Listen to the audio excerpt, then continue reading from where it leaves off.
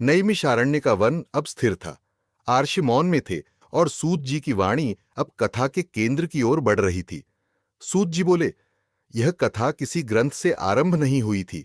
यह कथा एक घटना से जन्मी थी, एक राजा से।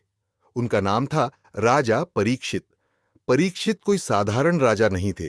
वे पांडव वंश के उत्तराधिकारी थे, अर्जुन के पौत्र, अभिमन्यु के पुत्र। उन्होंने बाल्यावस्था में मृत्यु को निकट से देखा था और जीवन कृपा से पाया था। धर्म उनके राज्य का आधार था, न्याय उनकी पहचान। पर समय किसी के लिए स्थिर नहीं रहता। एक दिन राजा परीक्षित शिकार के लिए वन में गए।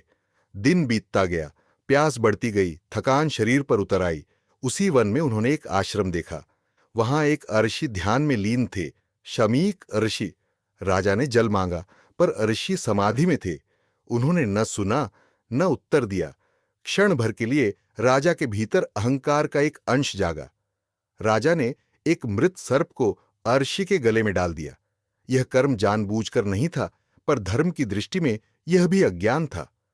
ऋषि के पुत्र श्रृंगी ने यह देखा और क्रोध में एक वाक्य कह दिया, 7 दिनों में इस राजा की मृत्यु सर्प के विष से होगी। वाक्य कह दिया गया था, श्राप पूरा हो चुका था। जब राजा को यह ज्ञात हुआ तो उन्होंने विरोध नहीं किया, न शस्त्र उठाए, न सत्ता की रक्षा की बात की। उन्होंने केवल एक प्रश्न किया, अब क्या? राजा परीक्षित ने राज सिंहासन त्याग दिया, राजमहल छोड़ा और गंगा के तट की ओर चले गए। वे वहां कुशा के आसन पर बैठे। अब उनके पास 7 दिन थे। 7 दिन जीवन के नहीं, स्मरण के। तभी वह प्रश्न जन्मा, जब सब कुछ छिन जाए तो मनुष्य को किसका स्मरण करना चाहिए? न राज्य का, न परिवार का, न शरीर का। राजा परीक्षित ने यह प्रश्न केवल अपने लिए नहीं, संपूर्ण मानवता की ओर से पूछा। उसी क्षण वहां पहुंचे शुकदेव, न वस्त्रों से बंधे, न आश्रम से, न किसी पहचान से। ज्ञान मानो स्वयं उनके साथ चला आ रहा था। राजा परीक्षित ने मस्तक झुका दिया।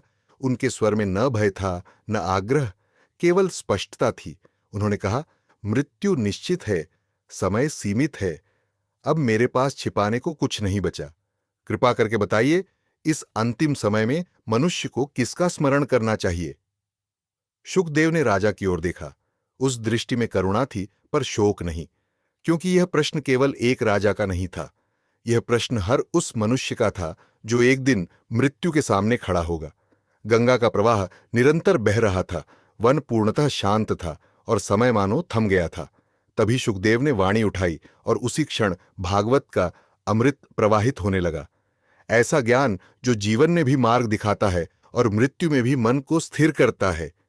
यहीं से शुकदेव की कथा आरंभ होती है और यही कथा सूत जी नैमिषारण्य में आर्षियों को सुना रहे थे।